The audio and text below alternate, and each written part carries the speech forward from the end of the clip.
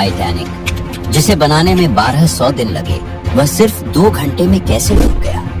इतनी सुविधाएं होने के कारण फिर भी कैसे 1500 लोगों के जान चली गई? आखिर वो क्या गलती थी जो कभी न डूबने वाले टाइटैनिक को डूबने में मजबूर होना पड़ा? जानेंगे इस वीडियो में, तो अंत तक हमारे साथ बने रहें। 10 अप्रैल 1962, जब दुनिया का सबसे बड़ा और सबसे महंगा जहाज टाइटैनिक अपनी पहली यात्रा के लिए पूरी तरह तैयार था। उस दिन अटलांटिक ओशियन का मौसम शांत था और समुद्र में तूफान आने की कोई संभावना नहीं थी। 1500 यात्री पहले ही जहाज पर सवार हो चुके थे और लाखों लोग डॉक पर खड़े होकर टाइटैनिक की पहली यात्रा को देखने के लिए इकट्ठा हुए थे। न तो यात्री, न ही उन्हें विदाई देने आए लाखों लोग और न ही टाइटैनिक के स्टाफ को इस बात का अंदाजा था कि जिस जहाज को कुछ ही देर में रवाना किया जाना था, उसमें 6 ऐसी गलतियां की गई थीं जो इसे सबसे भयंकर दुर्घटना का शिकार बना देंगी।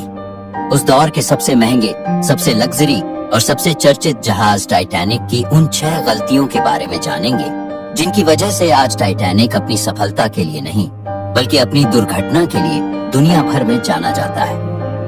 आखिर वे गलतियां क्या थीं? टाइटैनिक की इन 6 गलतियों को खुद जहाज के कैप्टन एडवर्ड स्मिथ, जिनके पास 40 वर्षों का अनुभव था, वो भी नहीं देख पाए। कैप्टन के 40 वर्षों के अनुभव को तो भूल जाइए, टाइटैनिक को बनाने वाली कंपनी व्हाइट स्टार लाइन, जिसे 107 जहाजों को संचालित करने का अनुभव था, उसने भी इन गलतियों को नहीं देखा। इतना ही नहीं, टाइटैनिक का निर्माण करने वाली कंपनी हारलैंड एंड वोल्फ, जिसने टाइटैनिक से पहले 500 से ज्यादा जहाज मैन्युफैक्चर किए थे, वो भी इन गलतियों को पकड़ने में असमर्थ रही। टाइटैनिक के निर्माण की शुरुआत 1997 में हुई थी और लगभग 3 वर्षों का समय लगी 2000 मजदूरों की मेहनत के बाद ये जहाज तैयार हुआ। अब जहाज पूरी तरह से बनकर तैयार हो चुका था, लेकिन इसका टेस्ट किया जाना बाकी था। टाइटैनिक के निर्माताओं का भरोसा तब और मजबूत हो गया जब उसने अपनी पहली टेस्ट रन को सफलतापूर्वक पार कर लिया। जैसे ही ये परीक्षण पास हुआ, इसे दुनिया भर में अलग अलग अंदाज में प्रचारित किया गया और इसकी सबसे बड़ी टैगलाइन थी अनसिंकेबल टाइटैनिक, यानी कभी न डूबने वाले टाइटैनिक। इसे एक ऐसा जहाज बताया गया जिसे कोई भी ताकत डुबो नहीं सकती थी। टाइटैनिक की पहली यात्रा इंग्लैंड के साउथहैम्पटन शहर से शुरू होनी थी, जिसकी तारीख 10 अप्रैल 1962 तय की गई थी और इसका मंजिल अमेरिका के न्यूयॉर्क शहर था। टाइटैनिक के प्रसिद्ध हिस्से में सफर करने का कीमत $30, जबकि फर्स्ट क्लास में सफर करने का कीमत $150 था, जबकि आज की दौर में 3,40,000 रुपए बनते हैं। इस शानदार प्रचार के कारण टाइटैनिक की सभी टिकटें तुरंत बुक हो गईं और आखिरकार वह दिन आ ही गया जब टाइटैनिक अपनी पहली सफर शुरू करने वाला था। Mistake number 1। दोपहर ठीक 12 बजे टाइटैनिक ने अपनी पहले सफर शुरू कर दिया और इसी के साथ टाइटैनिक की गलतियां भी सामने आने शुरू होने लगी। कैप्टन स्मिथ को मालिक की तरफ से डेडलाइन मिल चुकी थी। कैप्टन स्मिथ को 17 अप्रैल तक किसी भी हाल में न्यूयॉर्क पहुंचने का सख्त आदेश मिला था, यानी उन्हें 7 दिनों के अंदर किसी भी हालत में न्यूयॉर्क पहुंचना था। इसी कारण से कैप्टन ने जहाज की स्पीड को शुरुआत से ही बहुत तेज रखा और यही टाइटैनिक की पहली बड़ी गलती थी।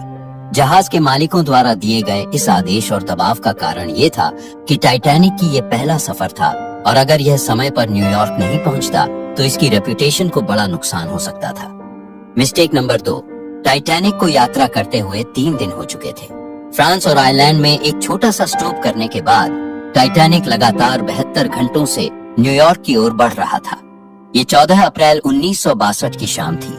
समुद्र में चारों ओर शांति और धुंध छाया हुआ था, जिससे दूर का दृश्य भी बहुत कम हो गई थी। उसी रात एक दूसरा विदेशी जहाज के कैप्टन, जो टाइटैनिक से कुछ ही घंटे आगे था, उन्होंने वायरलेस टेलीफोन के जरिए टाइटैनिक को चेतावनी दी कि समुद्र में विशाल आइसबर्ग तैर रहा है।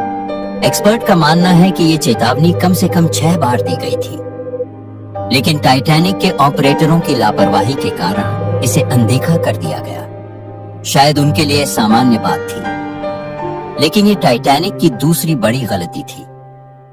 अगर इन वार्निंग को सीरियसली गई होती तो शायद ये भयानक हादसा ना होता। Mistake number 3। जहाज की स्पीड शुरुआत से ही बहुत तेज थी और वे पहले ही एक इम्पोर्टेंट वार्निंग को नजरअंदाज कर चुके थे।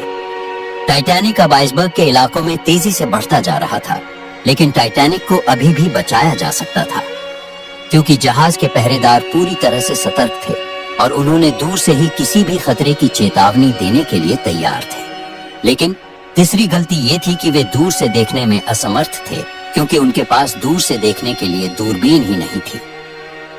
दूरबीन न होने से वे पहरेदार दूर से आइसबर्ग को देख ही नहीं सके। पहरेदार ने कैप्टन स्मिथ को तब खबर पहुंचाई जब जहाज बिल्कुल एक फुटबॉल फील्ड जितना आइसबर्ग के करीब आ चुका था, लेकिन अब बहुत देर हो चुका था, क्योंकि जहाज आइसबर्ग के बहुत ही करीब आ चुका था। मिस्टेक नंबर 4, अटलांटिक ओशियन में अक्सर शिप्स को ऐसे आइसबर्ग से अक्सर सामना करना पड़ता है जिसको बड़े बड़े वजनीय जहाज आसानी से पार कर लेता है। शायद ऐसे ही कैप्टन स्मिथ ने सोचा था। टाइटैनिक तेजी से आइसबर्ग के पास पहुंच रहा था, तभी जहाज की पहरेदार देखते हुए फौरन कैप्टन स्मिथ को चेतावनी दी। आइसबर्ग की खबर मिलने के बाद कैप्टन स्मिथ ने तुरंत जहाज का इंजन बंद करने और दिशा बदलने का आदेश दिया। हालांकि कैप्टन स्मिथ ने टाइटैनिक को बचाने की पूरी कोशिश की, मगर बहुत देर हो चुकी थी। टाइटैनिक इतनी तेज से बढ़ रहा था कि दिशा बदलने की कोशिश नाकाम साबित हुई। टाइटैनिक अब फुटबॉल फील्ड अपनी आइसबर्ग से टकरा चुका था, लेकिन टाइटैनिक के बचने की काफी उम्मीद बाकी बची थी। ये उम्मीद बची थी कि आइसबर्ग जहाज को नुकसान ना पहुंचाए, बल्कि जहाज से टकराते ही खुद ही टूट जाए। शायद ऐसे ही होते अगर चौथी गलती सामने ना आती तो। एक्सपर्ट का मानना है कि टाइटैनिक में जो रिवेट्स लगी थी वो स्टील की जगह कास्ट आयरन की बनी थी। इन रिवेट्स का काम है बड़े बड़े लोहे को एक आपस में जोड़े रखना, लेकिन कास्ट आयरन स्टील से नरम होता है। इसी वजह से टाइटैनिक आइसबर्ग से जहां जहां टकराया वहां दरारें आने लगी, और वही हुआ जो कैप्टन स्मिथ को डर था, और यही वह घातक पल था जब टाइटैनिक का भाग्य सील हो गया। मिस्टेक नंबर 5, टाइटैनिक अब बड़े आइसबर्ग से टकरा चुके थे। अब जहाज के निचले हिस्से में पानी भरना शुरू हो चुका था। इस हमले में सभी को अलर्ट कर दिया था। बेशक टाइटैनिक में पानी भरना शुरू हो चुका था, मगर टाइटैनिक को बचने की उम्मीद अभी भी बाकी थी, क्योंकि टाइटैनिक को ऐसे डिजाइन की गई थी कि अगर 3 फ्लोर तक पानी भर जाता तो भी जहाज नहीं डूबता। लेकिन दुर्भाग्य से पानी 4थे फ्लोर तक पहुंच चुका था। अब जहाज को बचाने की कोई उम्मीद नहीं थी। अब टाइटैनिक धीरे धीरे ओशियन में डूबता जा रहा था। अब जहाज की फिक्र किए बगैर इसमें मौजूद यात्रियों को बचाने का वक्त आ चुका था। कैप्टन स्मिथ ने रेडियो पर इमरजेंसी अलर्ट कर दिया था। जब तक कोई आता तब तक यात्रियों को लाइफ बोट में शिफ्ट करने के प्लान किया गया, लेकिन उसी मौके में अपनी 5वीं गलती दिखा दिया। जी हाँ, जहाज में टोटल 32 लाइफ बोट की जगह थी, मगर गलती से 20 बोट्स ही रखी गई थी। यात्री थे 1500 से ज्यादा, मगर बोट्स थी सिर्फ 20। मिस्टेक नंबर 6, जहाज में हर कोई उन गनी चुनी बोट्स में चढ़ने के लिए भागदड़ मच गई थी। उसी वक्त छठी गलती शुरू हो गई। शुरू में ही लाइफ बोट्स की कमी थी। जब आपातकालीन स्थिति में यात्रियों को बचाने की बारी आई तो अफरा तफरी मच गई और लाइफ बोट्स को आधे भरे हुए ही समुद्र में उतार दिया गया। उसमें भी फर्स्ट क्लास पैसेंजर को ही दर्जा दी गई, यानी जहाज में जो अमीर थे सिर्फ वही बोट्स में चढ़ पाए, ज्यादातर सिर्फ बच्चे और औरत। अगर बोट्स में ज्यादा लोगों को भरी होती तो शायद ज्यादा लोगों की जानें नहीं जाती। अब जहाज तेजी से डूबता जा रहा था। रात 2:18। एक शॉर्ट सर्किट के कारण जहाज की सारी लाइटें बंद हो गईं और अगले ही पल टाइटैनिक 2 हिस्सों में टूट गया।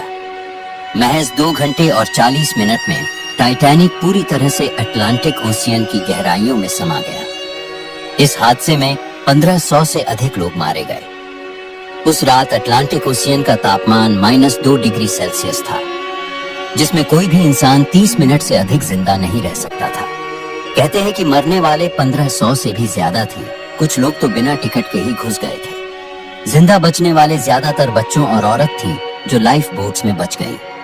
कैप्टन स्मिथ भी जहाज के डूबते समय अंत तक मौजूद रहे और उन्होंने अंततः ओशियन में छलांग लगा दी। उम्मीद है कि वीडियो आपको पसंद आए और लाइक सब्सक्राइब